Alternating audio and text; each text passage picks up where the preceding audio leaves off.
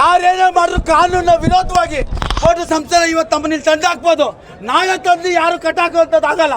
ನಾವು ಕಾನೂನನ್ನ ಕಾಪಾಡಬೇಕು ಅಂತ ಇದ್ದೀವಿ. ಕಾನೂನ ಕೈಗೆ ತಗೊಳ್ಳೋಂಥ ಕೆಲಸ ಯಾರು ಕೂಡ ಮಾಡಬೇಡ್ದು ಅಂತೇಳಿ ಈ ಮುಖಾಂತರವಾಗಿ ಹೇಳ್ತೀನಿ. ಇವತ್ತು ನಾಳೆ ನಾಳಿದ್ದು ಆಚೆ ನಾಳಿದ್ದು ಗಂಟ ನಮ್ಮ ಮುಷ್ಟಿನ ಕೈ ಕಟ್ಕೊಂಡು ನಿಂತಿರ್ತೀವಿ. ಇದನ್ನೇನಾದ್ರು ಬಿಟ್ಟು ಅಂದರೆ ನಮ್ಮ ತಾಳ್ಮೆ ಒಕ್ಕಟ್ಟು, ನಮ್ಮ ತಾಳ್ಮೆ ಇಡೀ ರೋದಕ್ಕೆ ಬರುತ್ತೆ. ನಮ್ಮ ಜೀವನ ಒಟ್ಟೋದ್ರೂ ಪರವಾಗಿಲ್ಲ.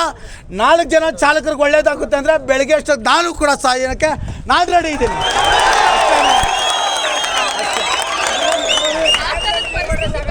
ಬರಬಾರ್ದು ಅಂದರೆ ದಯವಿಟ್ಟು ಮಾಡ್ಕೊಳ್ಳಿ.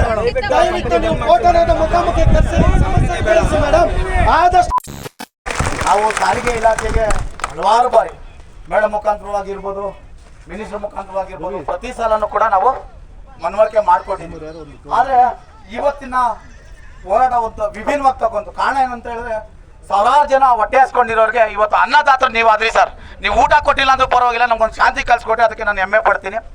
ನಾನು ಇವಾಗ ಕೇಳ್ಕೊತಾ ಇರೋದು ಸಾರಿಗೆ ಇಲಾಖೆಗೆ, ಮಹಾರಾಷ್ಟ್ರ ಮಾದರಿಯಲ್ಲಿ ಏನಾಗಿದೆ, ಯಾಪ್ ಮುಖಾಂತರ ಕಂಪ್ನಿ ಲೈಸೆನ್ಸ್ ಪಡೆದೇ ಹೋದವರು ಏನು ದೌರ್ಜನ್ಯ ಮಾಡ್ತಾ ಇದ್ದಾರೆ, ಅದನ್ನ ತೆಗೆದಾಕುವಂಥ ವ್ಯವಸ್ಥೆಗಳನ್ನ ಮಾಡಬೇಕು. ಪ್ಯಾಸೆಂಜರ್ ಆಟೋದಲ್ಲಿ ಇವತ್ತು ಲಗೇಜ್ಗಳನ್ನ ತಗೊಂಡು ಹೋಗ್ತಾ ಇದ್ದಾರೆ ಅಂತ ಹೇಳಿದ್ರೆ, ಅಂದರೆ ಸರ್ಕಾರದಲ್ಲಿ ಅಧಿಕಾರಿಗಳಿಗೆ ಯಾವ ರೀತಿ ಅವರು ಬದಲಾವಣೆ ಮಾಡ್ತಾ ಇದ್ದಾರೆ, ಅಧಿಕಾರಿಗಳು ಗಮನಕ್ಕೆ ಬರ್ತಾ ಇಲ್ಲ ಅಂತ ಹೇಳಿದ್ರೆ, ಇಲ್ಲಿ ಯಾರ್ಯಾರನ್ನ ಏನೇನು ರೀತಿ ತೊಡಗಿಸ್ಕೊತಾ ಇದ್ದಾರೆ ಅನ್ನೋದು ಕೂಡ ಮಾಹಿತಿ ತೊಳ್ಕೊಬೇಕು.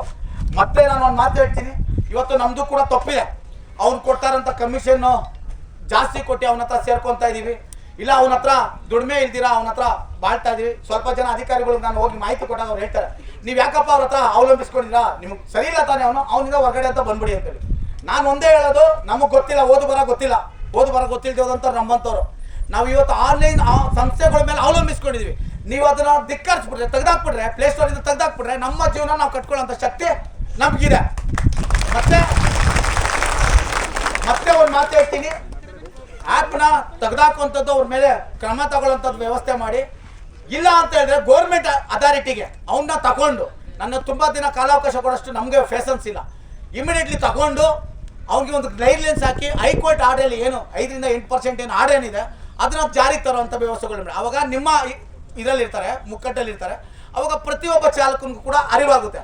ಇಲ್ಲಿ 2 ಥರ ಚಾಲಕರಿದ್ದಾರೆ, ಊರು ಬಿಟ್ಟು ಊರು ಬಂದು ಜೀವನ ಕಟ್ಕೊಳ್ಳೋರು, ಬೆಂಗಳೂರಲ್ಲೇ ಜೀವನ ಕಟ್ಕೊಳ್ಳೋರು. ನಾನು ಬೆಂಗಳೂರಲ್ಲಿ ಇರೋದ್ರಿಂದ ಪ್ರತಿಯೊಬ್ಬರು ಕೂಡ ನನ್ನ ಪರಿಚಯ ಇರ್ತಾರೆ. ಊರು ಬಿಟ್ಟು ಬಂದವ್ನಿಗೆ ಯಾರು ಪರಿಚಯ ಇರಲ್ಲ, ಅವನು ಈ ಥರ ಆನ್ಲೈನ್ ಸಂಸ್ಥೆ ಮೇಲೆ ಅವಲಂಬಿಸ್ಕೊಬೇಕಾದ್ರೆ. ಆ ಕಾರಣದಿಂದ ತೆಗೆದಾಕಿ, ಬೇಡ ಅಂತ ಹೇಳಲ್ಲ. ಇಲ್ಲ ಅಂತ ಹೇಳಿದ್ರೆ ಗೌರ್ಮೆಂಟ್ ಲೆಕ್ಕಾಚಾರದಲ್ಲಿ ಸೇರಿಸ್ಕೊಳ್ಳಿ. ನಮ್ಗೆ 4 ದಿನ ಕಷ್ಟ ಆಗ್ಬೋದು, 400 ದಿನ ಕಷ್ಟ ಆಗ್ಬೋದು. ಅದಾದಮೇಲೆ ನಾವು ಕೂಡ ಹೊಂದಾಣಿಕೆ ಆಗೋತೀವಿ. 2014 ಮುಂಚೆ ಪ್ರತಿಯೊಂದು ಆನ್ಲೈನ್ ಸಂಸ್ಥೆಗಳು ಇಲ್ದಿರಾನೆ ಪ್ರತಿಯೊಬ್ಬರು ಚಾಲಕರು ಜೀವನ ಕಟ್ಕೊಂಡು ಮನೆ ಮಕ್ಕಳನ್ನೆಲ್ಲ ಸಾಕೊಂಡಿದ್ದಾರೆ. ಇವತ್ತು ಎಲ್ಲಿಂದನೋ ಬಂದು ನಮ್ಮ ರಾಜ್ಯಕ್ಕೆ ಬಂದು ಹೊರ ರಾಜ್ಯಗಳಿಂದ ಗಾಡಿಗಳನ್ನ ತಂದು ಇವತ್ತು ಹಿಂದಿ ಚಾಲಕರನ್ನ ಕರ್ಕೊಂಡ್ಬಂದು ಇಲ್ಲಿ ಅಟ್ಯಾಚ್ಮೆಂಟ್ ಮಾಡ್ಕೊಂಡು ನಮ್ಮ ಚಾಲಕರ ಜೀವನ ಹಾಳು ಮಾಡ್ತಾ ಇದ್ದಾರೆ ಅಂತ ಹೇಳಿದ್ರೆ, ಇದು ನಾನು ಯಾಕೆ ಇದು ಖುದ್ದಾಗಿ ಅಧಿಕಾರಿಗಳಿಗೆ ಹೇಳ್ತಾ ಇದ್ದೀನಿ ಅಂತ ಹೇಳಿದ್ರೆ, ನಾನು ಒಬ್ಬ ನನ್ನ ಮನೆಗೆ ತಂದೆ ಆದನು, ನನ್ನ ಮಕ್ಕಳನ್ನ ನೋಡ್ಕೊಳ್ಳೋಂಥ ಜವಾಬ್ದಾರಿ ನನಗಿರುತ್ತೆ. ಇಲ್ಲ ಅಂತ ಹೇಳಿದ್ರೆ ನಮ್ಮ ಅಕ್ಕಪಕ್ಕದ ಮನೆಯವರಾದ್ರೂ ನಮಗೆ ತಿಳಿಸ್ಕೊಡೋಂಥದ್ದು ಇರುತ್ತೆ. ಆದ್ರೆ ಅಧಿಕಾರಿಗಳು ಗಮನಕ್ಕೆ ಬರ್ತಾ ಇಲ್ವಾ, ಇಲ್ಲ ಅಧಿಕಾರಿಗಳು ಅದ್ರ ಬಗ್ಗೆ ಗಮನನೇ ಇಲ್ವಾ ಅನ್ನೋದು ಒಂದು. ಇದು ಮಿನಿಸ್ಟರ್ ಕೂಡ ಮೇಡಮ್ ಅಂತ ನಾನು ತಿಳಿಸ್ಕೊ, ಓಂಕಾರೇಶ್ವರಿ ಮೇಡಮ್ ನನ್ಗೆ ತುಂಬಾ ಆತ್ಮೀಯರು ತಿಳಿಸ್ಕೊಟ್ಟಿದ್ದಾರೆ. ಹೋದಾಗೆಲ್ಲ ಒಂದು ಗೌರವ ಕೊಟ್ಟು ಮಾತಾಡ್ತಾರೆ. ಇಷ್ಟು ವರ್ಷ 2021 ಸ್ಟಾರ್ಟ್ ಆಗಿರುವಂಥದ್ದು ಈ ಸಂಸ್ಥೆನ ನಾವು ಸತತವಾಗಿ ಹೋರಾಟ ಮಾಡ್ಕೊಂಡ್ ಬರ್ತಾ ಇದ್ವಿ. ರಾಮಿಂಗಡಿ ಸಾಹೇಬ್ರು ಹೇಳ್ತಾರೆ ಯಾಕೆ ತೆಗೆದಾಕಿ ಅಂತೇಳಿ. ಮೊನ್ನೆನೂ ಕೂಡ ನಮ್ಮ ಜೊತೆಲಿ ಮೀಟಿಂಗ್ ಆದಾಗ ಇಮಿಡಿಯೇಟ್ಲಿ ಆಕ್ಷನ್ ತಗೊಳ್ಳಿ ಅಂತ ಹೇಳಿದ್ರು. ನಾನು ಕೊಟ್ಬಿಟ್ಟು ಬಂದೆ, ನಿಮಗೆ ಮನವಿ ಕೊಟ್ಬಿಟ್ಟು ಬಂದೇನೆ. 20-22 ದಿನ ಆಯ್ತು, 25 ದಿನದ ಮೇಲೆ ಆಯ್ತು. 25 ದಿನದಲ್ಲಿ ಆಗದೆ ಹೋದ ಕ್ರಮ ಇವಾಗ ಆಗುತ್ತಾ ಅಂತ ಅನಿಸುತ್ತೆ. ಮೇಡಮ್ ನೀವೇನು ಹೇಳ್ಬೇಕು ಅಂತಿದ್ರು, ನೀವು ಒಬ್ಬರೇ ಮಾತಾಡಿ. ಇವಾಗ ಹೆಂಗಿದಾರೋ ನಮ್ಮ ಹುಡುಗರು ಹಂಗೆ ನಿಂತ್ಕೊಂತಾರೆ. ಏನಪ್ಪ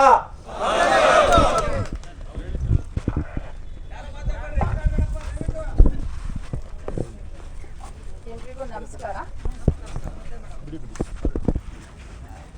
ನಮ್ಮ ರಾಜು ಅವರು ಇಷ್ಟ ತನಕ ಮಾತಾಡಿದ್ರು. ಆ್ಯಕ್ಚುಲಿ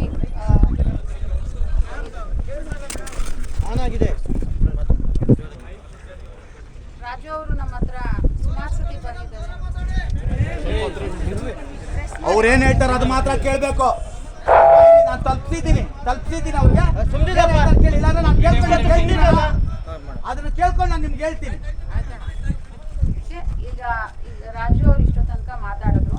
ಅವ್ರು ಏನು ಸಮಸ್ಯೆಗಳು ಇಲ್ಲಿ ನಿಮಗೆ ಇವತ್ತು ಇದು ಹೇಳಿದ್ರು, ಅದನ್ನ ನಮ್ಮಲ್ಲೇನೂ ಬಂದು ಹೇಳಿದ್ರು. ಲಾಸ್ಟ್ ಟೈಮು ನಮ್ಮ ಹಳೆ ಸಚಿವರು ಇದ್ದವಾಗ ರಾಮಲಿಂಗಾರೆಡ್ಡಿ ಸಾಹೇಬ್ರ ಹತ್ರ ಒಂದು ಮೀಟಿಂಗು ಸಹ ಮಾಡಿದ್ವಿ. ಅವರು ಕೆಲವೊಂದು ಬೇಡಿಕೆಗಳನ್ನ ಕೊಟ್ಟಿದ್ರು. ಅದರಲ್ಲಿ ಹೊರ ರಾಜ್ಯದ ಚಾಲಕರನ್ನ ಕರ್ಕೊಂಡು ಬಂದು ಅವರು ನಮಗಿಂತ ನಮ್ಗಳಿಗೆ ತುಂಬ ಕಡಿಮೆ ರೇಟ್ ಕೊಟ್ಬಿಟ್ಟು ಅವ್ರಗಳಿಗೆ ಕೆಲಸ ಜಾಸ್ತಿ ಕೊಡ್ತಾ ಇದ್ದಾರೆ ಅನ್ನೋದು ಒಂದು. ಎರಡನೇದು ಏನದು ಫ್ಲೀಟ್ ಗಾಡಿಗಳನ್ನ ಹೆಚ್ಚು ಪ್ರಮಾಣದಲ್ಲಿ ಹೊರ ರಾಜ್ಯದ ನೋಂದಣಿ ವಾಹನಗಳನ್ನ ತಗೊಂಡು ಬಂದು ಇಲ್ಲಿ ಅವರು ಆಪರೇಟ್ ಮಾಡ್ತಾ ಇದ್ದಾರೆ ಅನ್ನೋದು. ಮೂರನೇದು ಪ್ರಯಾಣಿಕರ ವಾಹನದಲ್ಲಿ ಗೂಡ್ಸ್ನ ತಗೊಂಡು ಹೋಗ್ತಾ ಇದ್ದಾರೆ ಅನ್ನುವಂಥದ್ದು. ಇವು ಮೂರರಲ್ಲಿ ನಾವು ಅವರು ನಮ್ಮ ಸಚಿವರು ನಮ್ಮನ್ನು ಕರೆದು ಮಾತಾಡಿದ ನಂತರದ ದಿನಗಳಲ್ಲೇ ನಾವು ನಮ್ಮ ಬೆಂಗಳೂರಿನ ಎಲ್ಲ ಪ್ರಾದೇಶಿಕ ಸಾರಿಗೆ ಅಧಿಕಾರಿಗಳನ್ನ ಕರೆದು ಈ ಬಗ್ಗೆ ಚರ್ಚೆ ಮಾಡಿ ನಾವು ಒಂದು ರೂಪುರೇಷೆಗಳನ್ನ ರೆಡಿ ಮಾಡ್ಕೊಂಡಿದ್ದೀವಿ. ನಾನು ರಾಜು ಅವ್ರ ಹತ್ರ ಇದ್ರ ಬಗ್ಗೆ ಮಾತಾಡ್ತಾನೂ ಇರ್ತೀನಿ. ಮೊದಲನೇ ಎರಡು ನಿಮ್ಮ ಇದು ಏನಂತ ಹೇಳಿದ್ರೆ, ಮೊದಲನೇದು ಅವ್ರು ಏನಂತಾರೆ ಹಿಂದಿ ಚಾಲಕರನ್ನ ಕರ್ಕೊಂಡು ಬಂದು ಇದು ಮಾಡ್ತಾರೆ ಅಂತ ಹೇಳಿ. ನಾವೀಗಾಗಲೇ ಆ್ಯಕ್ಚುಲಿ ಅದನ್ನು ಚೆಕ್ ಮಾಡ್ತಾ ಇರ್ತೀವಿ. ಏನಂದರೆ ಪ್ರತಿದಿನ ನಮ್ಮದು ಚೆಕಿಂಗ್ ಇರುತ್ತೆ, ಅದರಲ್ಲಿ ಇದನ್ನು ಮಧ್ಯದಲ್ಲಿ ಸೇರಿಸ್ಕೊಂಡು ಮಾಡ್ತೀವಿ.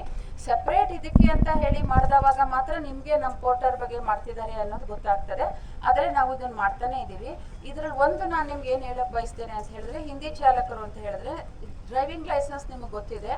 ಈ ದೇಶದ ಯಾವುದೇ ರಾಜ್ಯದಲ್ಲಿ ಲೈಸೆನ್ಸ್ ತಗೊಂಡ್ರು ಇಡೀ ದೇಶದಲ್ಲಿ ಓಡಿಸೋಕ್ಕೆ ಅವ್ರಿಗೆ ಅವಕಾಶ ಇರುತ್ತೆ.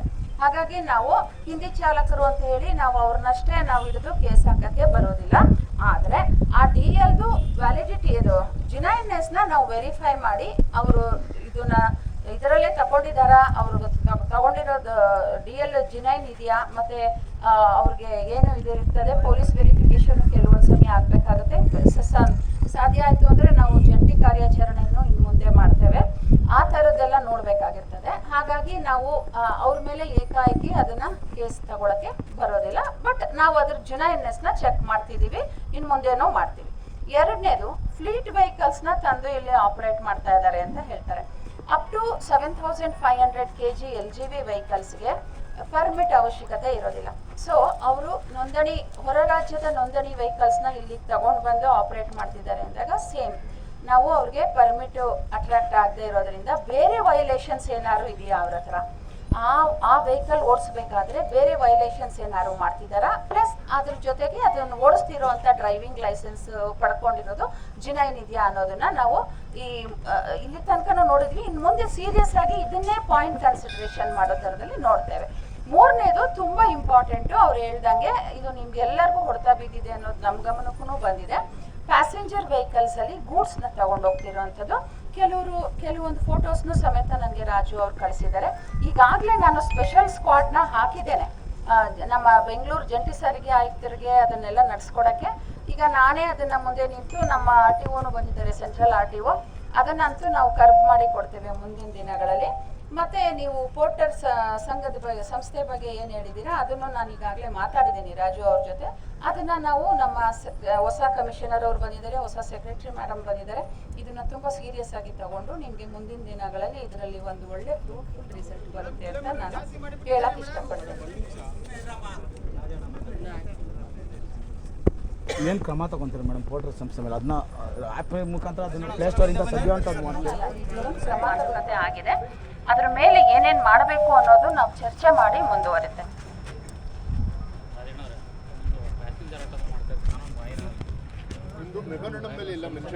ಮಾಡಿದ್ದೀನಿ. ಒಂದು ನಿಮಿಷ ಇವಾಗ